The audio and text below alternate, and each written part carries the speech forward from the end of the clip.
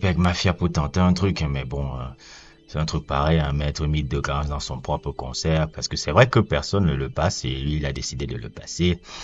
Drake Era, comme un peu le premier son de son album Black Ben Carson, hein, qui a fabuleusement bien vieilli. Black Ben Carson, c'est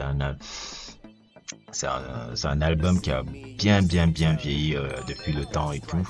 Ce fabuleux double album qu'il avait sorti et tout. Je pense que c'est ça, c'est à cette époque-là que je l'ai découvert. Je pense, c'est à cette époque-là que j'avais découvert, j'avais aimé cet album-là. J'avais dit, voilà un artiste hip-hop encore qui me plaît encore dans ses expérimentations et autres et tout. Un de mes sons, je pense, c'est même un de ses sons les plus émotionnels, 27 Club, que j'aimais beaucoup.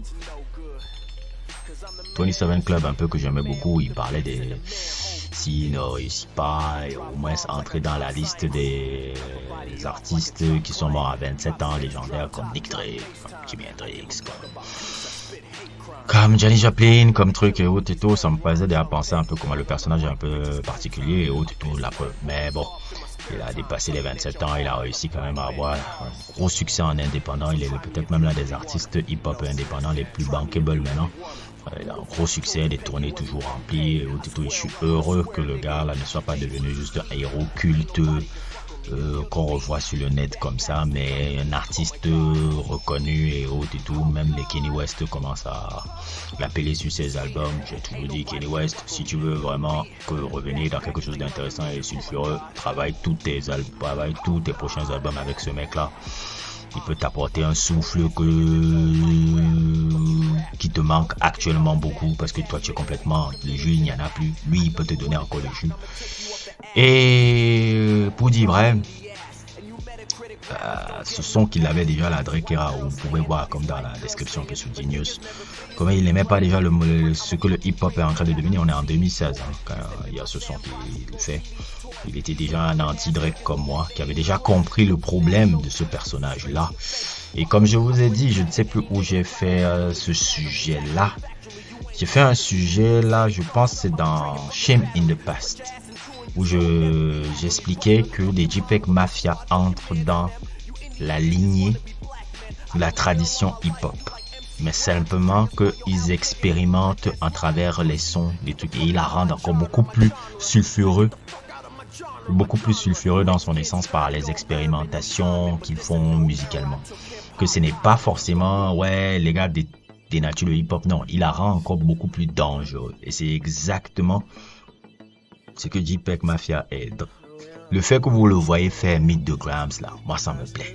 Parce que c'est un son qui ne passe pas en live. Hein. Même Kendrick Lamar, il a du mal à le mettre même dans ce jour. Hein. Dans le pop-up, il ne l'a pas mis. Ah, alors, il ne pourra jamais le faire dans le Super Bowl. Laissez tomber. Wannabe Basket va jamais lui permettre de passer un son comme ça en pleine télévision nationale. Mais voir JPEG Mafia passer le son et faire que ses fans chantent Meet the Grams me fait comprendre que il y a quand même une connexion entre Kendrick et JPEG et autres et tout, et que forcément JPEG dans l'annulation de Kendrick, il prend un très beau plaisir de voir aussi le demise de cet enfoiré là et de tout ce qu'il représente, parce que ce gars-là a détruit le hip-hop pendant 15 ans. Il était temps qu'il dégage, il était temps qu'on ne voie plus sa sale tronche, il était temps qu'on ne voie plus tous les dégâts qu'il a fait sur une jeune génération qui n'arrivait même plus à comprendre c'est quoi le hip-hop, c'est quoi regarder les lyrics, c'est quoi parler des choses qui sont intéressantes, que de parler toujours de party et tous les bêtises qu'il nous a fait pendant plus de 16 ans. Moi, je suis content de voir JPEG Mafia continuer aussi le travail et autres et tout, parce qu'il faisait partie des premiers dans les sons à le dire, comme vous l'entendez dans le son en fond qui s'appelle Drake Era.